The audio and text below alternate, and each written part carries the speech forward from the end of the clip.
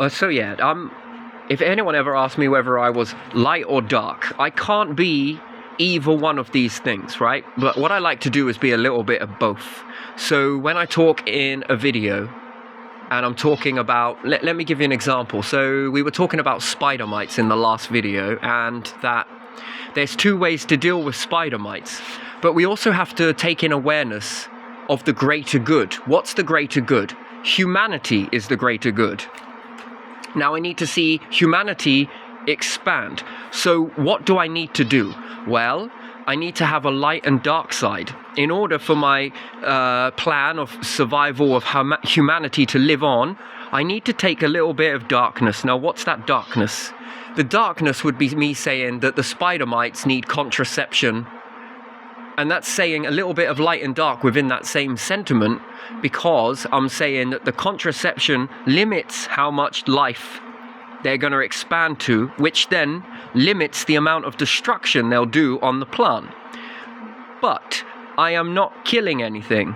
Now, if I was to leave the spider mite to grow, I would then have to spray them with pesticides, and the pesticides would then cause them to die a slow and horrible death, which would be full out darkness. And also with that spray, it would also have an impact on the vegetation itself, and it also has an impact on humanity. That is too much in the darkness, which creates more darkness, which then can be looked at as very bad. Although it appears to be very good because it lets the crop grow, maybe, but it does hamper the ability of the crop growth, and it's not good for the plant. So if I take a little bit of darkness and a little bit of light, and now what's my objective? Well, the planet already does this with light and dark. So it says that if we look at the godness of it, or the divine, or the spirituality, it says that humans shall be the ones that are able to do something about other things' fate. But the animals cannot do something about their fate. Now that would be seen as darkness, right? But that little bit of darkness allows light to slip through, and it allows a bit of darkness and a bit of light. The universe is light and it is dark, so you have black hole. This helps the cycle run down. And you also have light. Both create each other, and one or the other is never really too much of one, and it's never really too much of the other. It's a cycle that builds up into one. So let's take another way to look at this, okay? So we could look at the light as being a moon, Europa's moon. It looks like a moon, it acts like a moon, but other than that, it's just a moon. I have to destroy the moon in order to create a new world. So in that destruction, that darkness, I have to destroy a moon and transform it with my light into a new habitat for humans to be able to walk, live, and exist inside. So I have to transform that moon of Europa, and I have to kill the moon, and I have to take the remnants of it, and I have to transform it. And something had to die in order for something to be created. That's the whole principle that governs the whole entire understanding of the divine. It is neither one or the other. It walks in the grey zone in between the middle. Now, I have the potential, like anybody else, that I am a knife edge. I'm sharp. Now, sharp can also be too much in the darkness. I could kill everybody. I really could. Literally, so could anybody. And they could choose to use their life and live in the darkness and kill everyone. Or they could choose to use their sharp edge, let's say, in order to create life. But again, creating too much life can also kill life if the platform that life sits on cannot harbor it.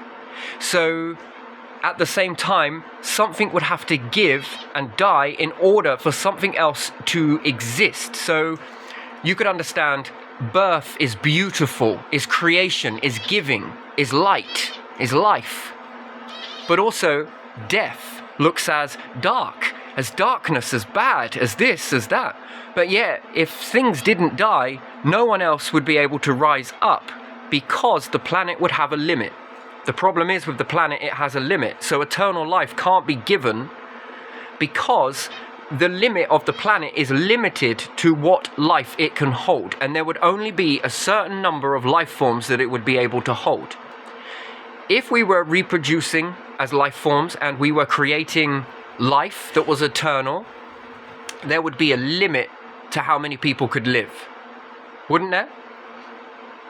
Because the resources would only stretch so far. There would only be enough breathable gas, there would only be enough room, there would only be enough plants that could grow, and then there would be a choice between room, and there would be a choice between growing room, and living room, and expanding room. There would also be resources. Resources would also compromise as well. There would only be enough. So eternal life would cause a problem that would exceed into the darkness. Although it seems light in the moment of living life, it feels good. But when resources start to run out, there's no capability to get them. The other star systems and the education hasn't moved on. Then what seems good, life, then starts turning into a misery. And then it starts running into darkness, complete darkness, being unable to escape from your eternal living because there isn't enough room to support it. Then you have to live cramped. You think about it, a factory full of chickens. It can house 50 chickens in there that live in good conditions. The resources are only enough to support 50, but we try and cram 150 in there. That's the idea of the planet. But yet those resources then are enough to feed 50, and then you put 150 in, you would have to minimize what each one eats. And then a lot of them will go hungry most of the time. That is not in existence. Then that tips the balance, and then the balance tips into darkness in a thing that is supposed to be creating light. There is balance in everything. I am neither one nor the other. I am in the middle, like everybody else. We're all in the middle. We should stay in the middle as best as we can. And unfortunately, some things do need to be destroyed in order to create something. So let's say humans begin to move away from the Earth. Are they going to leave the planet? No one in their right mind is going to leave the planet as it is. You are going to destroy it. In order to destroy it, you're going to have awareness to create something from this. So in the planet's death, it's going to die anyway. The star is going to die anyway.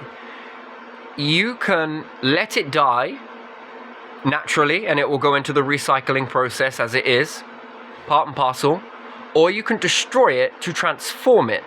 But the star needs to die in order to basically transform it into a vessel that can support even more life forms that can reach the next star system.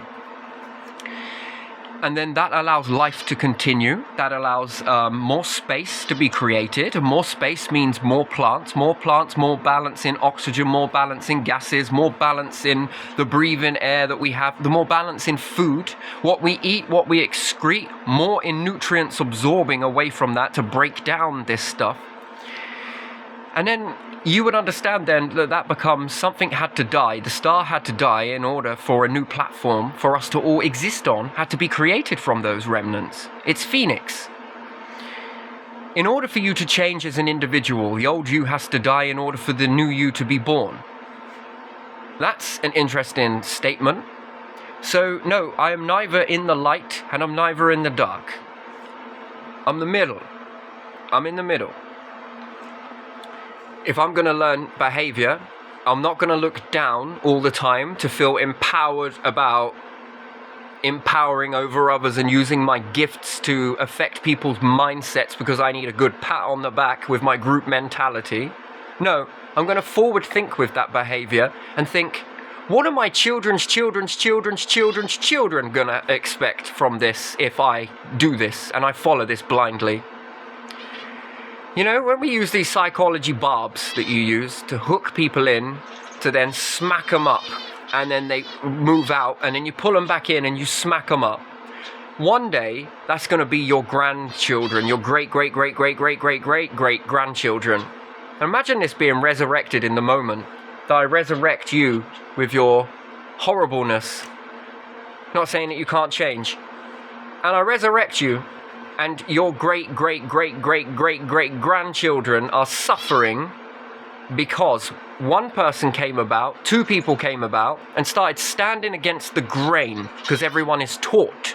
If we're taught how to be, are we making informal decisions? Can I take a load of people into the woods, kids and other family members, break them down psychologically and build them up to believe something?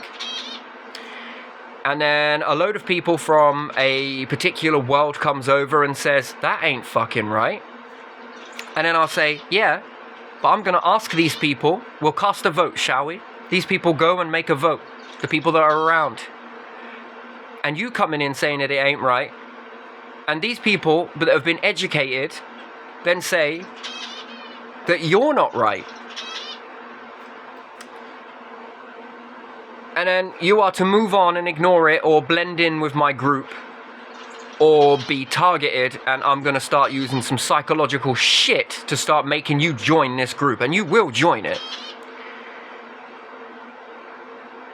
What's that then say about your grandchildren, your future children in that? And then what happens to them if the numbers start dwindling because I chose, or you come into the group and you absolutely stood on your morals and said, no, that's not correct. That is not fair. That is not how we are seeing things. Then evolutions go on and go on and go on, and then someone else inherits from me and someone else inherits from me. Do you see how dangerous it is? That not people at the top, nor people at the middle, nor people at the bottom, we can all learn errors. We can all do it. As fears of safety, and we all feel that we're doing the right thing, but we could have been taught the wrong thing. And we've learned to do the right thing and call it wrong, and we see the wrong thing and call it right. We can all fall into this trap. The better question would be, how do we know when we're going on the right course or the wrong course? And we have to look at our behaviors. It's proven it throughout history that we make some grand fucking mistakes. As societies, our ancestors were drinking arsenic. That was wrong, and it took, a few people to stand up and go against that flow, and they stood on their morals and said, this ain't right, whilst the whole population believed that that's how you treated colds. And everybody thought that because they were educated, that's how you treat it. But it wasn't. We can all fall into this trap. It's so easy to fall into this trap. Doesn't mean that anyone's above the rest, but it means that we have to come together somewhere along the lines and look at what we're doing and really question it and think about it. Based on evidence of our past, we've made a lot of mistakes. Lots of them. And if we don't check ourselves now and then, and we don't look around at each other, how the fuck are we supposed to make each other find betterment? We can't. And sometimes that takes a little bit of darkness and a little bit of light to create a lighty dark, a grey zone for us all to move forwards in. If we do nothing and our great-grandchildren are living in a swampy, shitty mess because none of us did anything about it, and we'll say that we couldn't see it, but yet there were people that stood up and said, this ain't right. We can see where these patterns are going. I'm not going to study behavior in order to destroy everybody that are beneath me so that I can feel powerful and belong to a group that rubs my ego. No, I don't want that. I want to look at both ways. Is this right? Is this wrong? Are we doing the best that we are capable of doing? Or are we making some very big fuck-ups that the future are going to suffer for if some people don't stand up? And the weirdest thing is, in contrast, everyone says hindsight is 20/20. It's not true. That's a belief. You believe that hindsight is 20/20. That means I don't want to look at it. That's what you're saying. I don't want to look at the future. It's too painful. It's too scary. It's out my comfort zone. It's unpredictable. The future is only unpredictable if no one's got a head in. If people have a head in and a North Star to follow, then a future becomes very much controllable. It's not invisible and it will happen tomorrow. No, it's not. We are trending towards a direction. Where is that direction? What is that direction we are trending towards right now? No one knows because we don't have a crystal ball. That's bullshit. Look at what's going on now and amplify it, because that's where it will end up. Remember behavior. I've never once heard a government in the whole of history stand up ever one time and say, Yeah, we're actually getting this wrong. The only one that ever came close to that was JFK. He wanted transparency. He wanted to be held accountable as a government. He wanted to be seen so that they knew how that they could, the Democrats, I think it was a Democrat, so that they could adjust their course. He understood it, that transparency meant that I'm going to be vulnerable. I'm going to be vulnerable in a ruthless world, and I want people to see me and give me feedback that is authentic enough for us to change our trajectory and where we're heading. Now, if Kennedy would have survived and he wouldn't have been assassinated, he's the same as that Jesus diagram that I did. You know, he only lasted until he was 33 and then it dropped down.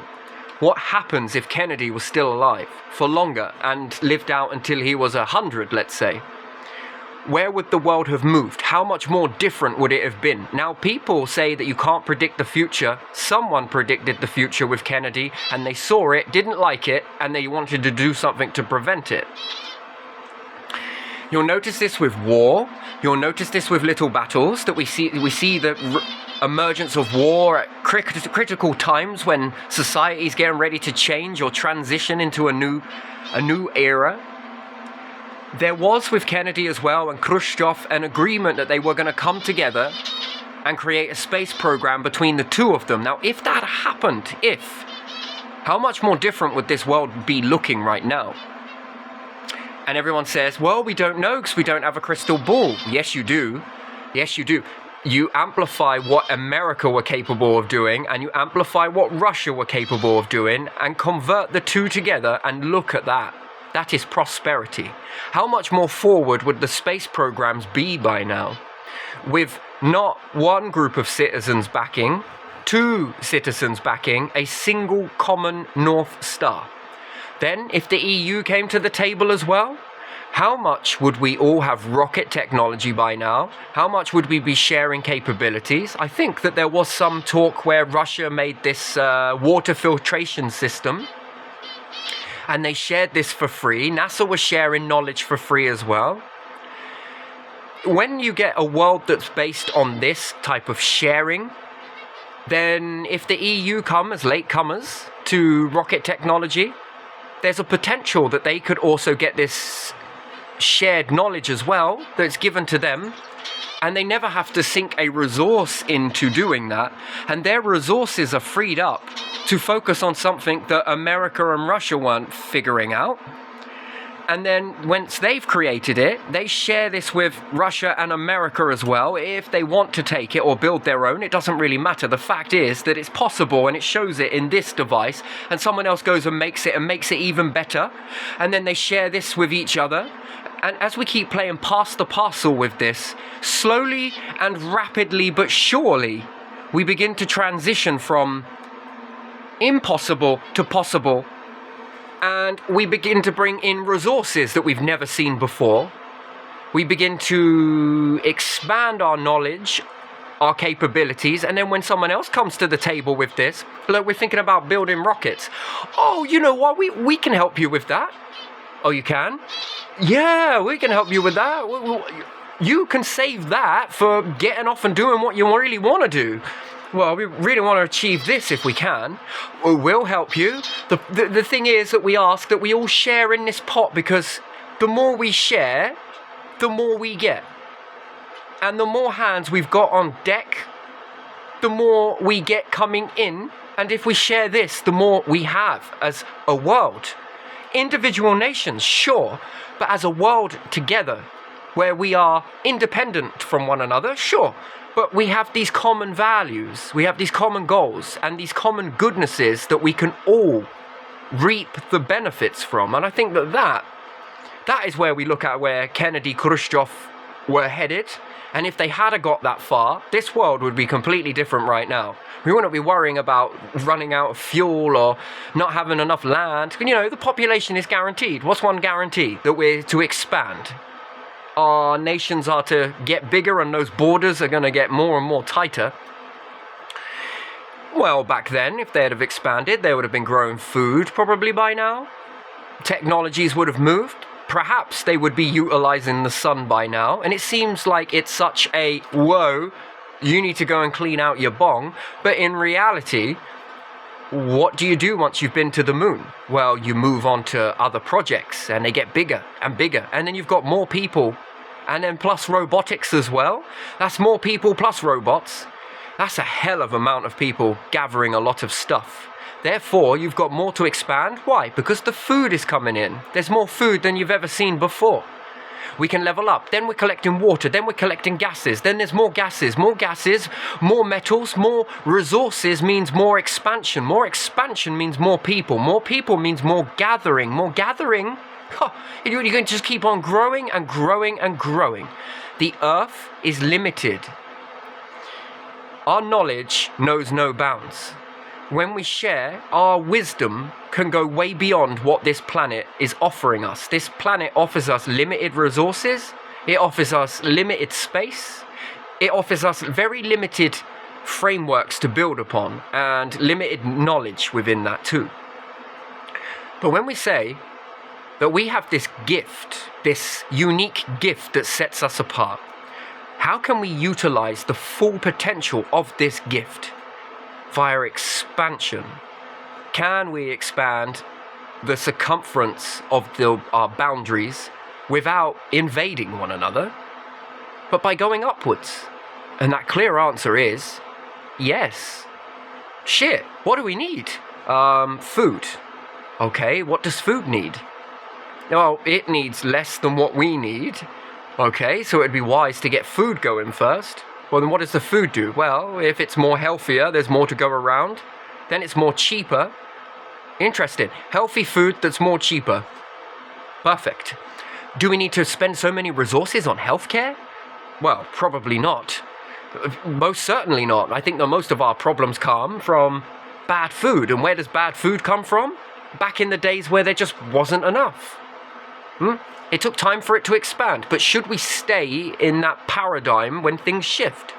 What's the point in keep making shit food, artificial food, when there's an abundance of the real thing? And then by rights, our bodies know what to do with it. And when we excrete it, the environment knows how to break it down. There is a limit to all of this. So we would need to then make a type of... no one wants to think about it, but, where our shit goes, we got to do something about that. Well, do flies thrive on that? Yes, they do. Can they break that down? Well, yes, they can. Can they convert that into compost? Why, yeah. Once that's been, the nutrients, the potency of that has been broke down enough, can plants take this? Why, yes, it can. That's interesting. Okay, then. So now we're dealing with waste product, and we are no longer polluting our water by doing it. We're making this more beneficial on a give and take. I'll give you nutrients temporarily, said the plant. Nom, nom, nom, nom, nom. Oh, that's good nutrients, that is. My body will take that nutrients for a bit, and we're going to shit out what doesn't work. And then this gets broken down, and the flies are like, nom, nom, nom, I can have some of this. Wonderful. And the bacteria, it always gets a bad rap, but by and large, it's going to break that down. And it's going to break it down to a level that then makes it more digestible for plants. And then, again, they're going to take back that nutrients from that. Add a little bit of sunlight to it, yummy, yum, yum. A little bit of heat, a little bit of pressure, a little bit of atmosphere, and they're going to create another berry from it.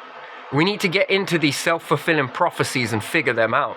And when we do, eureka, we can expand. Then we're not limited to a planet, we're limited to how many gases we can get, to how much metal we can get, to how much stuff that gonna destroy something. Unfortunately, that pretty metal on Mars is going to be destroyed in order for us to create something more beautiful. Something has to die. We have to use the darkness to destroy something in order to create something that was light. But just remember, it wasn't the light that created it, and it wasn't the darkness. We utilized both aspects in order to create the gray zone in the middle. We took a little bit of the light, and we took a little bit of the darkness, and we combined it together.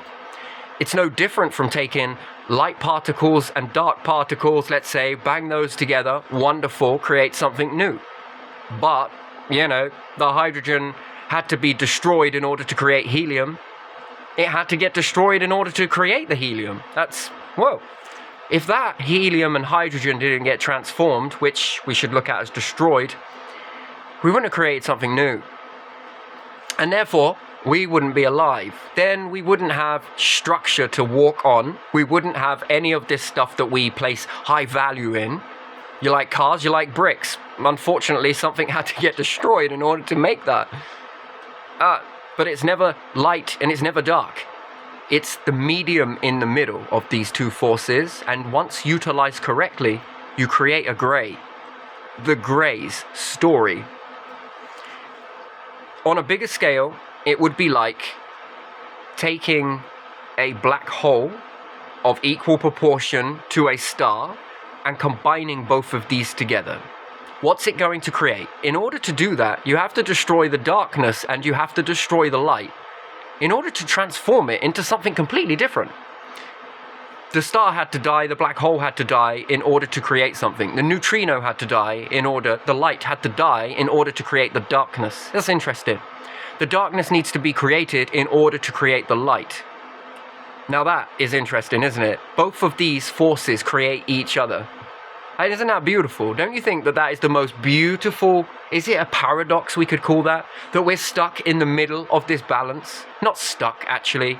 We do have democracy, but we also got an iron fist.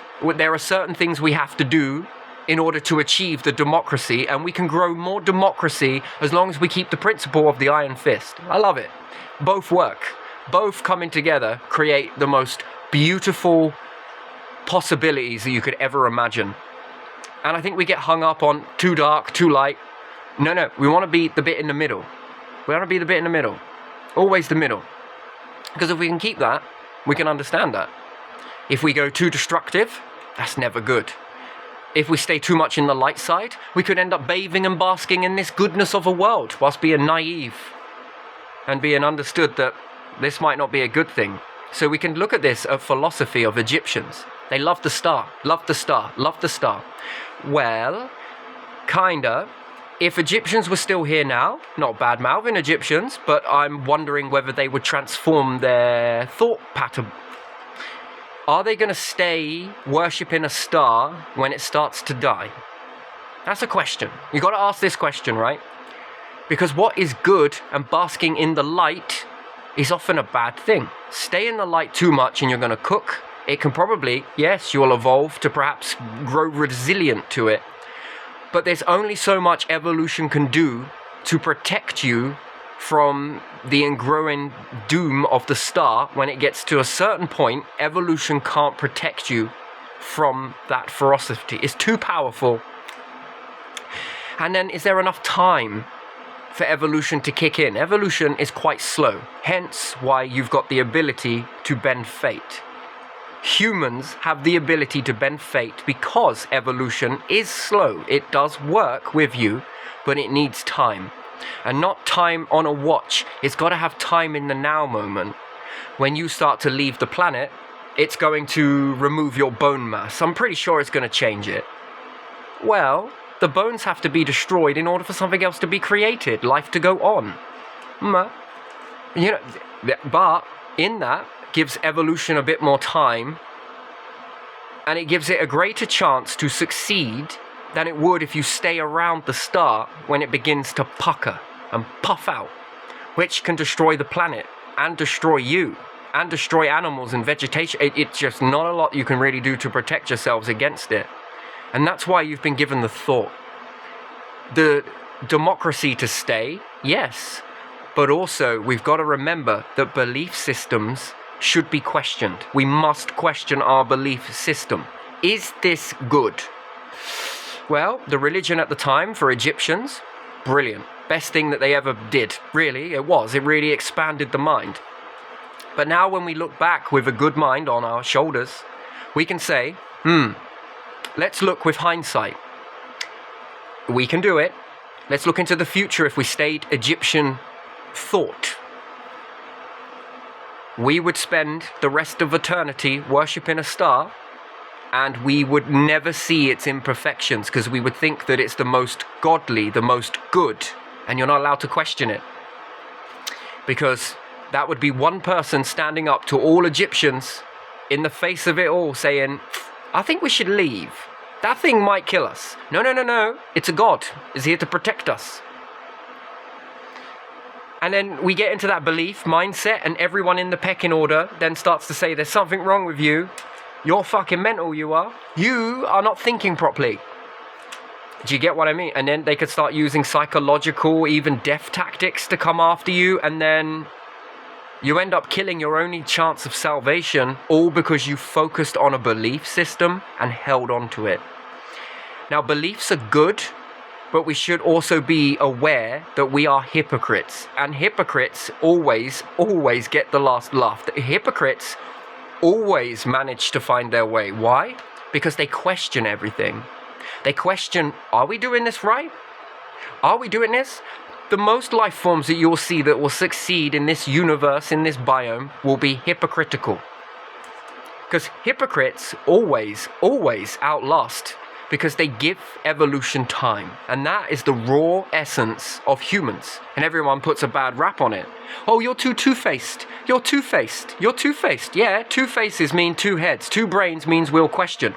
And then one side of your brain can be taught darkness, the other side can be taught light, and then you can be the vessel in the middle that makes up that good decision. If I believe this, what could happen to me in the future? What could happen to my children? Okay, maybe we can't see far forward with children. What if I could live eternal in this moment now? Okay, I live eternal. Does it mean that I'm incapable of dying? No, we'll still add in dying, but it means that I won't die from any earthly event, let's say. But anything outside of Earth, let's say it can kill me. So I look at the star. Now, looking at other stars gives me an answer. Do these things live forever? That's a question, and the answer is no. Do planets last forever? And then I look around and I might not be able to see it, but we send an instrument like Voyager to enhance our understanding. And it comes across a moon called Miranda. And it notices that it's a hodgepodge of pieces that have been fractured apart and have come together. And then we look at that and think, damn, something broke that apart. And then we start to look at Uranus, and then we think, how is that the only planet that's like this? Why is it on its arse end for? Now, what type of force would it take to smack that, to knock it on its back? Now, with this knowledge, with this tool, it then questions my paradigm of what I once believed. That we are living on the Earth and Ra is going to protect us and this, that and the other. And then it turns out it's been Jupiter. Jupiter's been protecting us from a lot of shite. And then we look at that and think, whew, yeah. And then we look at the star and we think its gravitational pull kind of wants to pull in a lot of matter, and we're quite in its firing line.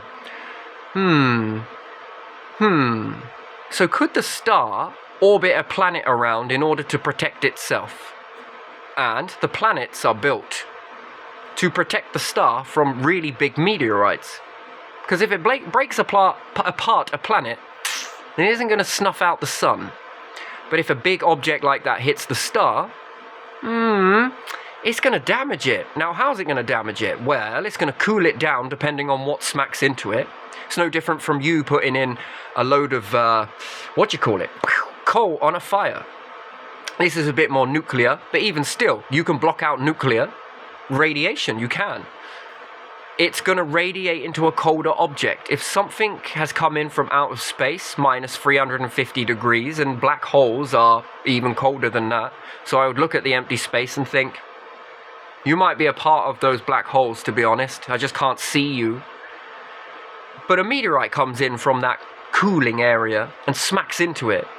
Is that radiation going to spend its time coming out of the star, or is it going to radiate into the object that's inside it quickly? And if it does, is the star limited to amount of heat that it produces? So if on Earth and on Mars it's only around 14 degrees at its hottest, and it seems to be quite stable around that temperature, then that means the star is only capable of producing that much heat at that distance. Now if I block it, it's going to cool down. That's interesting. Yet if I throw something colder into it, then I'm going to reduce the limit of what the star is capable of throwing out. Is it going to cool down the planets? Yes. Could this trigger an ice age? Possibly. Maybe. More to the point, if I'm then looking at something as big as that can knock Uranus on its arse end, then can something do that to a star? And if so, what is that going to do? Is that going to send shards of the star out towards the planets? I mean, that's a colossal day. I don't think I want to find out, to be honest. Well, I do, from a distance. I don't know if I want to find that out while being up close. And when we see stars in the distance explode, gamma rays, whatever it may do, produce a burst and whatever, we can detect it, can't see it. There was only one person that I think saw it.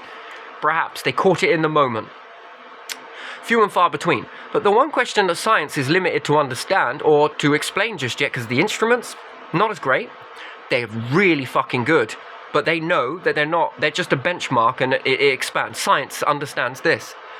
Was there a small meteorite that we couldn't see smack into that star that we just don't know about yet, that caused that star to explode?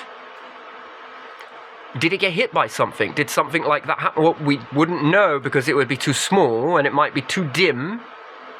And it's possible that we don't know that yet. So that's a question mark. And again, it's a theory to think about. It's not one to rest all your eggs in the basket about, but it is one to make you go, Then we look at Miranda and we see that that's been blown apart.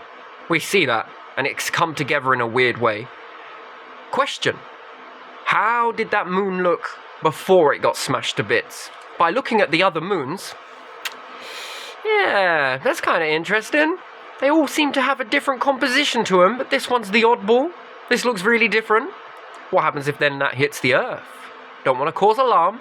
It's very unlikely, but let's say if it did. What does life look like after that? And if we've got one that's capable of turning a planet on its ass, what would something that size hit the Earth? What would that do? Interesting. Makes you wonder. So if we don't change our belief systems, really, if we don't, and we don't challenge it, and we think that we're still back in the days of Ra, we would never send probes, we wouldn't want to question anything, we would stay when the star was flickering and we would find beautiful narratives to explain it away. It's just Ra, it's just giving out some of this. Maybe we should have a few sacrifices and it'll all be good. We'd still have that same belief. Yet if you had people that stood up, would these people be crazy? And the answer is yes. Then if we look at it that way, can the same thing be happening now with our belief system? Is it a possibility? Then if there was something bad to happen, and you're at great-great-great-great-great-great-great-grandparents because of this belief system that's been tossed down for God knows how long, because no one challenges anything. You're not allowed to challenge the status quo, which looks at a sign as darkness, and it is, but sometimes you've got to. I mean, there's a limit behind it. There's destruction and creativity. I'm well aware of that. I get it. I balance between the two sides. The thing is, if you ask those kids that stay and they evolve into this and we're long but gone and we get resurrected and the kid that suffered asks great-grandparents, great-great-great-great-great-great-grandparents, why did you let us go through that? Well, we didn't see it. Yeah, but did you harm somebody that did see it? Did you nail them to a cross? Did you extinguish their life pattern? How come they saw it? How come you didn't listen to it? Oh, because we thought they were crazy. Well, crazy turned out to be the life that we lived was crazy. What he was saying was accurate. What she was saying was accurate. What they have been saying, if you'd have listened, yeah, but hindsight, we couldn't see hindsight. It was 2020, right? Then how come they saw it? And that makes you wonder. Fuck. Oh, shit. I'll leave you on it. Oh, it's just one of those things, just an accident, You made our lives harder than they needed to be. All because of what? You had a belief system that you needed the crowd to massage you and then charioted you up because you managed to defeat the one that was speaking logic because you called them crazy, when in actual fact, the mirror's flipped and yet you're crazy. because you didn't see it. Now who's crazy? Crazy looks like crazy in the moment. But without any future thought, crazy could be your salvation and you don't realize it. Isn't it crazy how the Egyptians fell? If the Egyptians didn't fool the ancient Egyptians, then would you still be worshipping a star? Would you be thinking that sacrifices of human sacrifices towards the star would prevent death and destruction and an ice age? Then you would be thinking that this is what causes ice ages, rather than working out what causes ice ages. We still do not know. We think we do, but do we? It remains a question mark. Well, lots of these things keep flying in and out and everywhere else, and is it possibility that it could be some of those? Is it possible from expansion and contraction of atmosphere, the more thinner that it is, the more contracted that it is, the more likely that it can collapse in on itself due to cold spots? Ooh, let's not find that out later, right? If we were still under the ancient Egyptian philosophy, we would never have been allowed to question that. That would be blasphemy and everything else, and that would be a death penalty. Back then, it definitely would have been. Probably have been sent away to the mountains, and I would have to think about stuff a bit more. Because we didn't question anything, because you're not allowed to question anything. Education is a beautiful tool, but if we don't question it, and we don't look at what we're learning, we can learn errors. Not saying everything, but I'm saying most things. If we still keep using a dated model and it hasn't updated, it can become the new religion, right? Would be the education that we're learning in doctrine, and we're being indoctrinated, and it might not even be deliberately done. It can be accidentally, and it can mean the best intention possible. You just want to give your kids a good start and this, that, and the other, but it turns out to be a fickle thing. Ooh, is it? Isn't it? Could it be? Could it not be? There's been lots of changes happen over history, and a lot of these changes have saved humanity from God knows how much, only God knows how much trauma. What it would be great is to put these belief systems into supercomputers to enhance your capability of understanding. Predictive models of what would happen, what would life look like if we were still understanding Egyptian mythology. And you factor all of that into a computer, what would we have gone through, events we'd have gone through that we could have saved ourselves from? Well, that would be no Voyager. Well, we wouldn't have learned much about Miranda. We wouldn't have understood much about Uranus. Perhaps we would have done from hazy telescopes, but would you have been allowed to look at it? Who knows? Who knows? That might have been a no-no. If glass was reserved and lenses were only reserved for people who were upper class, maybe. I don't know if it happened that way, but let's just say it was. Then would Galileo have ever turned that telescope upwards? He'd had to utilize his eyes, because lenses might have not been for people of like his caliber. And he did get the lenses, and he did look up, and he was truly fascinated. If that paradigm hadn't shifted, what would have happened to humans? Now, put that into a model and keep going with that understanding. What would happen? And again, there was education systems back then which were known as Sunday schools, and people were more religious, but was it because of the education that they were receiving? By and large, the education is not the problem, but what you are learning, what you are absorbing from that. And if the education was still continuing, none of us would know about Galileo's revelations. In fact, he's one of many, in fact. Giovanni Cassini, nope, it's not. Leonardo da Vinci.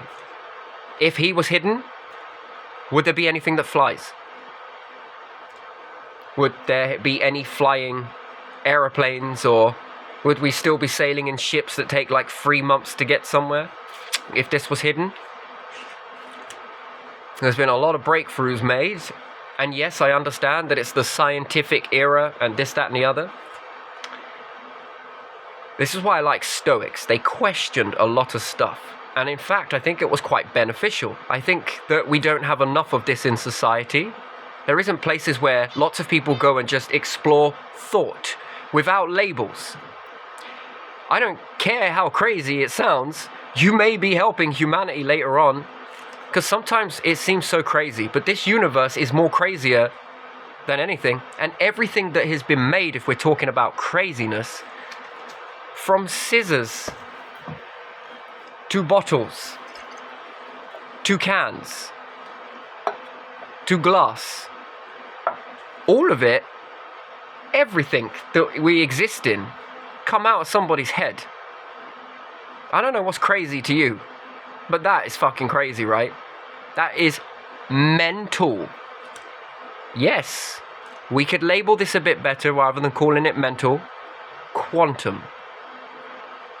Everything is quantum in our physical reality, and without the quantum stuff, we'd be no different to animals living in this world. Cars, mental. Drink, mental. It's all mental. It all came from Stoicism, from thought, from thinking. Let's go back to a past time and tell hunter-gatherers or early man or Egyptians that we would be watching things on screens. They'd think you're mad. They'd lock you up. They'd execute you. No one would believe that. You tell them that you'd understand the sun as this, this, and this.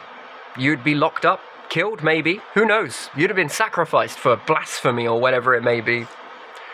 To tell them that there would be sounds played through speakers. No. That your voice can be said here into a microphone and it can reach all the way around the world. They'd never believe that. Never would they believe it. They call it mental. And quite rightly so. It is mental because it came from the mind. It came from thinking. And then the tenacity to do it. Tesla, fucking hell, man. Some of the shit that he was coming out with. Didn't that test the very limits of what people understood? We now all use it. Wireless technology. Energy being sent with packets of information encoded into this. A receiving and sending. Oh my fucking days. I'm talking on a piece of mental shit right now. Into a camera. Into a microphone. That acts like an eye and an ear. And it can teleport my face to anywhere around the world. Whoever signs into a channel called YouTube. And they can view this. That's mental. Yeah, literally. It come from the mind. All of this shit came from quantum. Who's responsible for that quantum? 50-50. A little bit of light, a little bit of darkness, and a vessel that sits in the middle, and a load of thought. Questioned. Your mind questions everything. And you don't even realize it's doing it in modern days. We just don't give ourselves enough time to think. Then we have momentary lapses in concentration. That will lead to the slowdown of growth, of the slowdown of breakthroughs, where we need more of it. No place like Stoicism anywhere, where you are okay to be mental. You are okay to be quantum.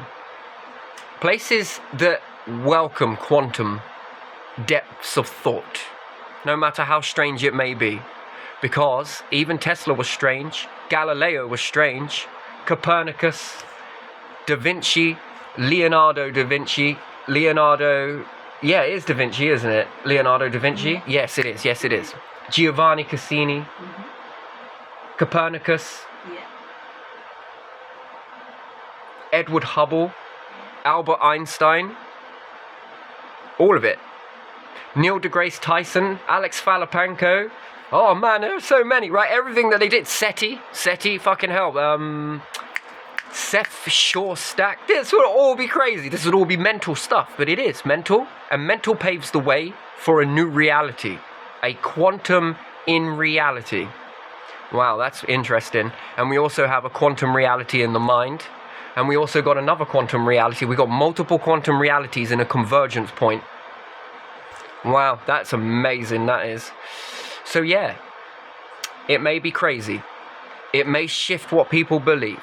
But you know what? A world where it is normalized, that craziness is looked at as a gift and a way to understand reality to the point where it becomes normal. Quantum understanding becomes every day, that no one questions it. They do question it, actually. They over-question it. And I think part Stoicism, part quantum beings, and there are people who are part physical beings. They like to get their hands on and become physical and build the stuff that falls out of quantum minds. And there are some people that just do not like quantum stuff. They can't stand it, but respect it.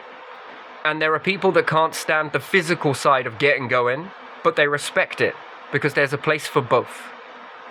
Quantum and the builders of quantum.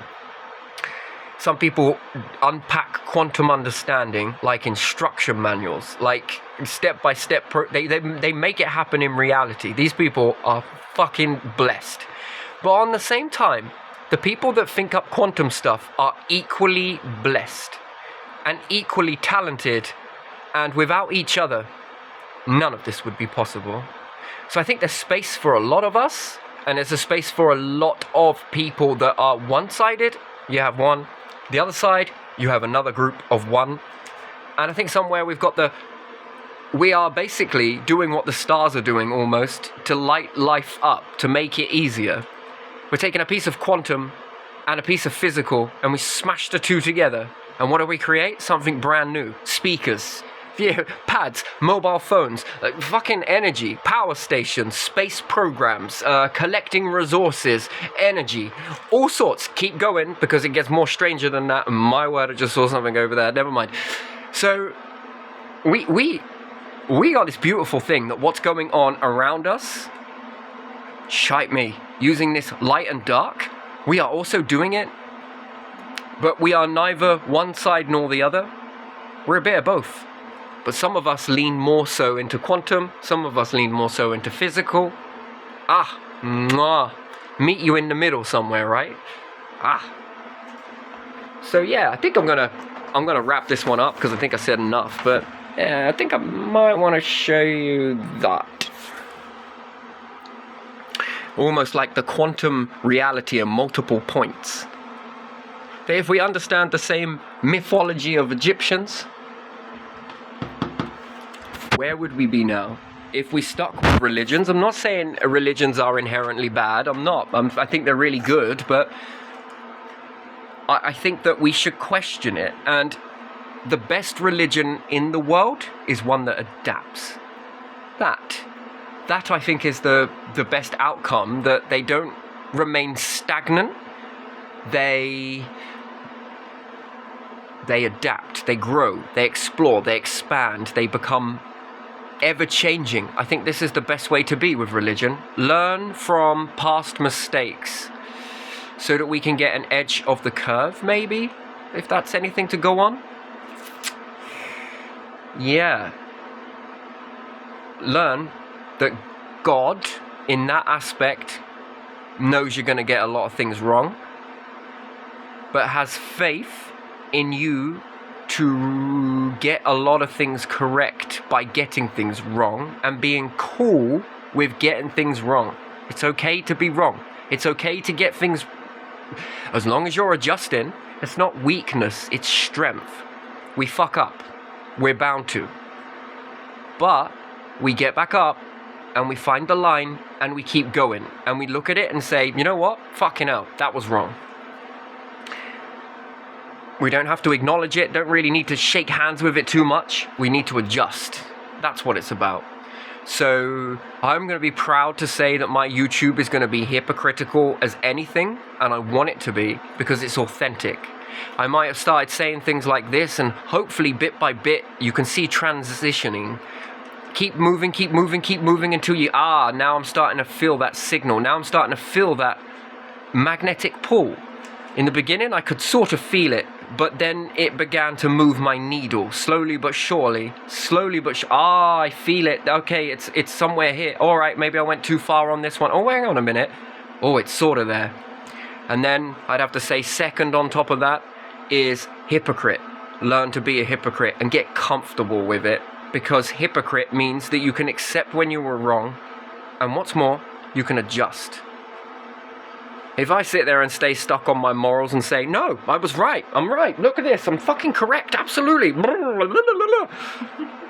now I'm never going to progress as a being. And then anybody else that follows me or listens to me, they're going to be stuck in this mindset. No, he's right, you're right, yeah, I am right, look, I'm right, even though that's maybe not true. But you changed. You said one thing one day and said something else another. Yeah, and your point is, you've got a problem with that? Well, that makes you weak. No, it doesn't. It means that I had the understanding to go, okay, I did things wrong. When I was a kid, more so. I got a lot wrong. I got tons of things wrong. And at the time, I felt like I was doing things right, and damn these parents, man, right? And then you grow up and you get wiser to it. Oh, actually, yeah, I was wrong. Yeah, didn't see it quite correctly, and I moved from that, and I changed. I became a hypocrite. I had to, not like that last version, in order to adjust myself. I'm not perfect, and I'm gonna make mistakes, but you know what? Fuck, I'm gonna learn from them, definitely gonna learn from them, and I'm gonna get back up, and I'm gonna keep on going until I find the right path, and I think that's where we should be. So yeah, and yes, I need it. I need a smack on the ass when I get things wrong, and I also sort of, I need to adjust, and it's got to feel right, and we get there eventually. And one more thing about religion, for Egyptians and anything else, ancient Egyptians. If God, the divine, spirituality, if they wanted you to get things right, they would made you perfect. But they didn't. They made you to get things wrong, and then they test you to see how quickly you can learn from that. How quick do you bounce back from that? And life has been doing that, whether you like to admit it or not. How many changes have happened through history? Quite a few.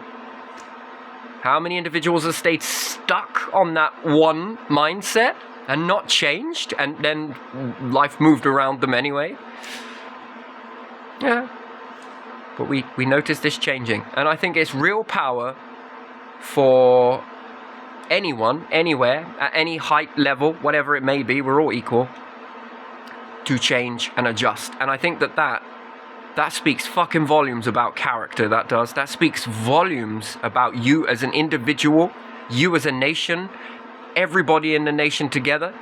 I think to see something the way it was and try and adjust to it, I think that takes real spirit, human spirit. And that's what it means to be human. That. We got things wrong, but we get up and we begin to align towards the right path. And what's the right path? Well, the one that supports the most amount of life. Wouldn't you say so? Would you agree with that? Mm-hmm. The one that allows life to expand in all directions. And if that means taking care of nature selflessly in order to get back something, then so be it. If it means grabbing gases from another planet to make a module for food to exist so that we can eat it and expand more, then so be it. If it means destroying something in order to create a platform for us all to exist on, then fuck me, so be it. Because if there's more of us, then we got to be doing something right. Because the numbers of us, the amount of us, and then if we're bringing in resources that is enough to supply everybody and we begin to share it out, we must be doing something right. Because not only are we benefiting ourselves, we're benefiting animals, we're benefiting nature, we are doing what the Creator, if you class it as that, the divine, we're doing what they did for us, but for ourselves. And not just for ourselves, but for other life forms too. And I think that's a strong message to send back. That, I'd be more than happy to be a part of, and to die with that. I would be very happy and proud to tell any divine, any entity, higher power that's above us, that that's what we were about. And I think that they would nod in agreement to that is impressive. That is exactly what we're about. Welcome aboard. Beautiful. Anyway, I'm going to leave it there. Hour's enough, I think. Maybe. But yeah, interesting. Well, Boxing Day it is. Nice. Hope you have a good one wherever you are. Don't be afraid to make mistakes.